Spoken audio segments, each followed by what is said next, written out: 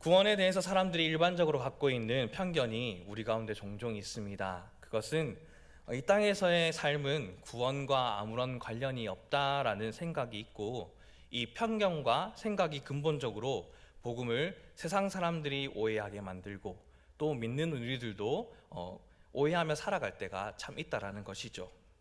현재 우리 삶은 우리의 구원과 밀접하게 친밀하게 또 이루어져 가고 있습니다.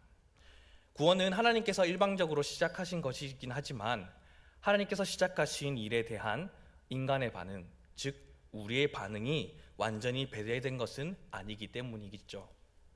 쉬운 예로 사람들이 흔히 생각하는 것처럼 신앙을 고백한다고 해서 우리의 구원의 문제가 온전하게 지속되고 있느냐라는 것은 달리 생각해 보아야 할 문제입니다. 왜냐하면 예수 그리스도를 따랐던 제자들 중에서도 가룟 유다는 끝끝내 하나님을 배신하는 그러한 모습이 성경 가운데 나왔고, 신앙 고백이라는 틀 속에 있거나 교회라는 공동체 속에 포함이 있다고 해서 나의 신앙은 이제 안전할 거야 라고 생각하며 우리의 하나님 앞에서의 심판이 그저 넘어갈 거란 생각은 우리는 참 착각 속의 삶을 살아갈 때가 있다는 것이죠. 구원을 위해서 우리의 구조나 조직이 우리가 살아가면서 밀접해 있기 때문에 정말 중요하고 필요한 것이지만, 어떤 구조나 그러한 조직들이 우리의 구원과 영생에 들어갈 자격은 결코 주지는 않는 겁니다. 그러한 신앙과 그러한 믿음은 하나님 예수 그리스도에 대한 철저한 신뢰와 의존을 하면서 우리 입술로만이 아닌 우리의 삶 가운데 행위를 통하여 예수 그리스도의 가르침을 따르는 그 모습이 저와 여러분의 삶 가운데 반드시 나타나야만 합니다. 이것이 야고보서를 통하여서 하나님께서 말씀해 주시고 기록하고 또 그것을 묵상하는 우리에게 보여주고자 하는 성숙한 신앙인인 겁니다. 다시 말하면 성숙한 신앙인이란 예수 그리스도에 대한 철저한 신뢰와 그 의존 속에서 자신의 믿음을 그의 삶 속에서 구체적으로 표현하는 사람, 그리고 시련 속에서도 인내하며 하나님의 뜻을 기다리고 자신의 고백과 행동을 일치하며 삶을 살아가기 때문에 함부로 말하지 아니하고 지혜롭게 행하고 자기 주장이 가득한 세상 속에서 나의 주장을 펼치는 것이 아닌 예수 그리스도를 본받아 자기를 내어주기를 기뻐하는 삶을 살아가게 되고, 그러한 사람이 비록 너무나도 어렵고 힘들지만 예수 그리스도께서 다시 오실 때까지 오히려 그것을 기대하고 더욱 철저하게 주님의 뜻을 행하는 데 힘을 다하는 사람이 성숙한 그리스도인, 성숙한 신앙인인 겁니다.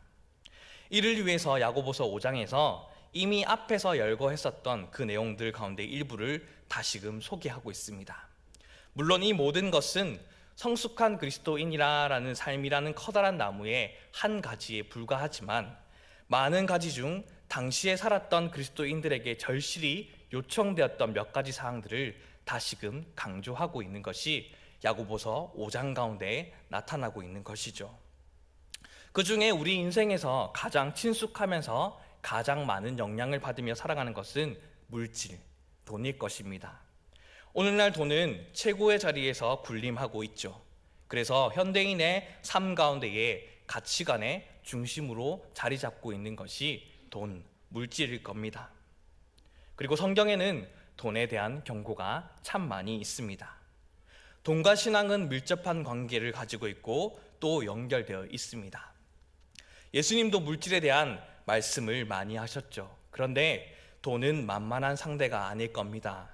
돈의 유혹으로부터 자유로운 사람이 한 명도 없기 때문이며, 돈은 사람의 마음을 한순간에 끌어당길 만한 그런 엄청난 힘을 가지고 있기 때문에 신앙이 연수가 오래되었다 하더라도 사람들도 영적으로 둔감하게 만들고 영적인 집중력을 잃어버리게 만들기 때문입니다. 오늘 본문 1절에서 들으라 부한 자들이라 라고 하는데, 부하지 않는다고 상관없는 메시지가 아닌 것이죠. 모든 사람이 반드시 들어야 할 메시지입니다. 좀 더 구체적으로 말하자면 1절에 나온 부한 자들은 물질을 삶의 목적으로 두는 세상 사람들을 지칭하며 말하고 있습니다. 하지만 세상은 물질을 삶의 목적으로 두는 것을 말함과 동시에 우리는 예수 그리스도 하나님 그 자체를 목적으로 두고 삶을 살아가는 사람이기에 구별된 그리스도인 모두에게 향한 권면의 말씀인 겁니다. 오늘 우리는 다르게 살기를 원하는 하나님의 마음을 이 말씀을 통하여 깨닫고 저와 여러분이 구별된 인생을 살아내는 그런 기쁨이 넘치는 복된 인생이 우리의 인생이 될 수 있기를 간절히 소망합니다. 먼저 말씀 속에 나타난 부한자들의 물질을 가지는 모습은 첫 번째로 돈을 불의한 방법으로 버는 모습이 나오고 있습니다. 오늘 본문 4절 말씀을 보십시오. 불의한 방법으로 돈을 벌었다면 반드시 그 돈이 돈을 번 사람을 고발한다라고 분명하게 지적하고 있습니다. 정당하게 지불하지 않는 돈은 침묵하지 않죠. 그 소리가 욕심으로 가득 찬 사람 귀에는 전혀 들리지 않겠지만 하나님 귀에는 반드시 들린다라고 말씀합니다. 착취당한 노동자가 억울해서 우는 소리를 하나님은 들으십니다. 정당한 임금을 지불하지 않고 정당한 책임을 내지 않는 것이 부를 축적한 지름길이라고 생각하는 이들의 죄악에 침묵하지 않으시겠죠. 하나님은 어떤 분이십니까? 하나님은 교회 건물만 계시는 분이 결코 아닙니다. 하나님이 믿는 자들이 교회 밖에서 사는 삶도 보시고 계시죠. 믿는 자들이 세상에서 사는 삶의 소리에 귀를 기울이시고 믿는 자들이 세상과 다르게 어떠한 모습으로 오늘도 물질들을 구하며 얻으며 살아가는지 하나님께서는 우리의 모습들을 주목하고 계십니다.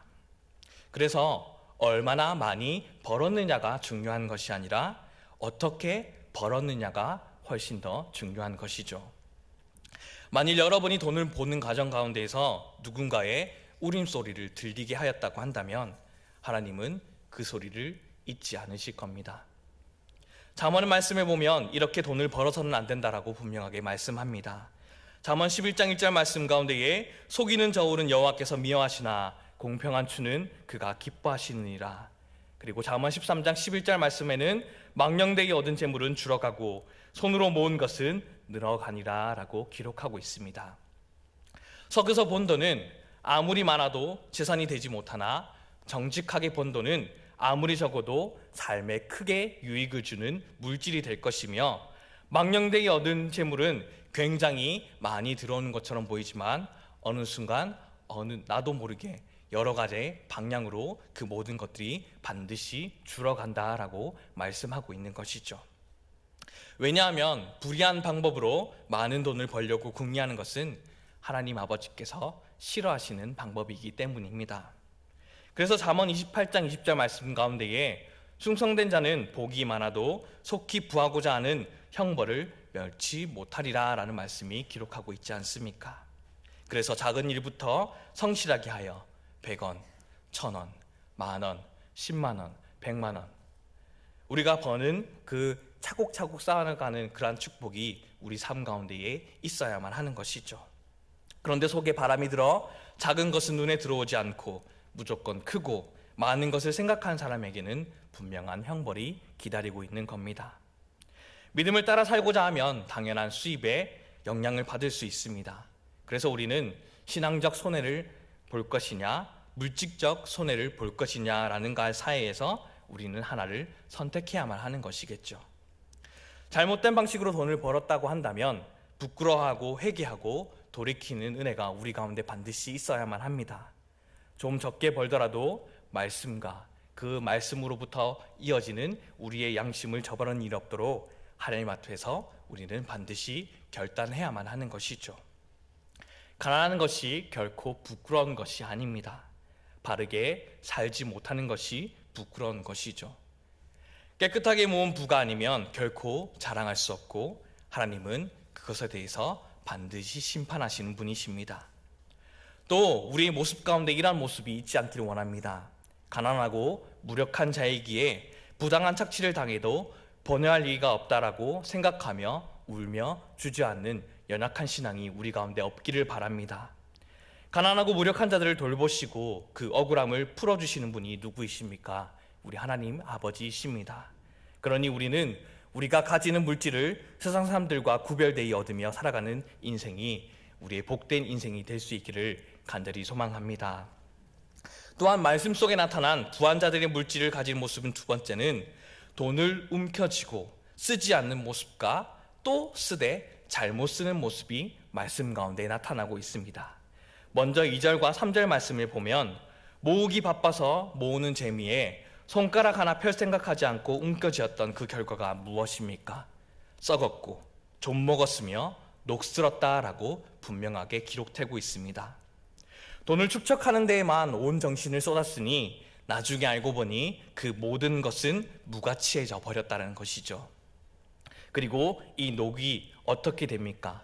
나의 잘못된 인생의 증거가 된다라고 말합니다. 나누어 먹는 대신에 썩어서 내버리는 좀과 녹시 증거가 되어 스스로의 모습을 나타내 보이는 것이죠. 마태복음 25장 나오는 양과 염소의 비유의 말씀을 우리가 한 번 더 깊이 생각해 보면 이 말씀이 더 마음 가운데 깊이 들어올 것만 같습니다. 영광의 심판보좌 앞에 모든 민족이 서 있습니다. 목자가 양과 염소를 분별하는 것 같이 두 그룹으로 분명하게 나오고 있는 말씀이죠. 그런데 무슨 특정한 악행이 있어서 사람들과 하지 않은 사람들로 나누었던 것이 결코 아닙니다. 그 기준은 베품에 있죠. 이웃에게 자비를 베푼 사람과 베푸지 못한 사람으로 나누고 있습니다. 주님이 바깥 어두운 곳에 던지라고 선언했던 것은 제 몫이 많아서가 결코 아닙니다. 다만 선행을 한 흔적이 결코 없었기 때문이죠. 자기의 야망으로 겹겹이 쌓여져서 다른 사람의 형편에 대해서 얼마나 눈먼 삶을 살아왔는지, 나의 인생이 아니니 그냥 그렇게 살아가는 것이니 그냥 그렇게 살아가 라고 내버려 두며 나의 인생과는 전혀 상관없는 것처럼 하나님의 마음을 나누는 인생이 아닌 인생으로 살아갔기 때문입니다. 그런데 그런 사람들은 어떠한 고백을 합니까? 주님 앞에서도 이러한 고백을 하였죠. 언제 주님 제가 그랬습니까? 언제 주님이 베푼 적이 있으셨습니까? 주님이 언제 헐벗으셨습니까? 주님이 언제 옥에 갇힌 적이 있었습니까? 제가 그것을 보았다라면 주님 앞에서 둘째가라면 서러운 사람인데 결코 그러지 않았을 겁니다. 주님 억울합니다 라고 말하며 변명하기 일수인 사람이겠죠. 반대로 반면 잠언 19장 17절 말씀 가운데서는 가난한 자를 불쌍히 여기는 것은 여호와께 꾸이는 것이니 그 선행을 갚아준다라고 기록되고 있습니다. 모든 것이 하나님의 것입니다. 그런데 우리는 우리를 들어 사용하여 주시고 쓰시고 채우시는 참 놀라운 말씀이 우리 가운데 주어지고 하나님께서는 우리 가운데 말씀해 주셨습니다. 자랑하기 위해 기억할 것은 아니지만 우리가 인생을 살아가면서 기억할 만한 선행을 한 적은 있습니까? 혼자서도 냉수 한 사발을 제공할 만한 힘은 우리에게 반드시 있습니다. 또 혼자가 힘들어도 하나님께서는 이 울산 땅 동구 지역 가운데에 이 교회의 공동체를 세우신 분명한 목적이 있으시고, 그리고 우리가 여러 모양으로 함께 섬기며 나아갔던 모습, 또 앞으로 그렇게 할 일들, 그 모습 가운데 하나님께서는 기억하시고 그 일들을 기뻐하신다라는 것이죠. 이와 더불어 물질이 최고야라며 살아가는 세상 사람들이 흔히 저지르는 또 하나의 실수는 사치와 방종입니다. 오늘 5절의 말씀처럼 모으기만 한 것도 죄이지만 사치와 방종에 돈을 소비하는 것 또한 죄악입니다. 누가복음 16절 말씀 가운데 우리가 잘 알듯이 거지 나사로와 부자의 비유에 등장하듯이 자살곡과 고운 베옷을 입고 날마다 즐기는 한 부자가 있었죠. 그런데 이 부자가 음부의 고통을 받는 것은 단순히 부자로 삶을 살아갔기 때문이 아니었습니다. 그가 가진 돈을 사용하는 데 실패했기 때문이었죠. 오늘 대부분의 부자들처럼 자신들이 먹고 마시며 즐기는 일, 오늘날로 말하면 플렉스섹서라는 표현처럼 그 자신의 가지고 있는 재물들을 자랑하며 그 재물들을 아무렇게나 쓰이는 일들을 쏟아부었던 일들을 했기 때문이겠죠.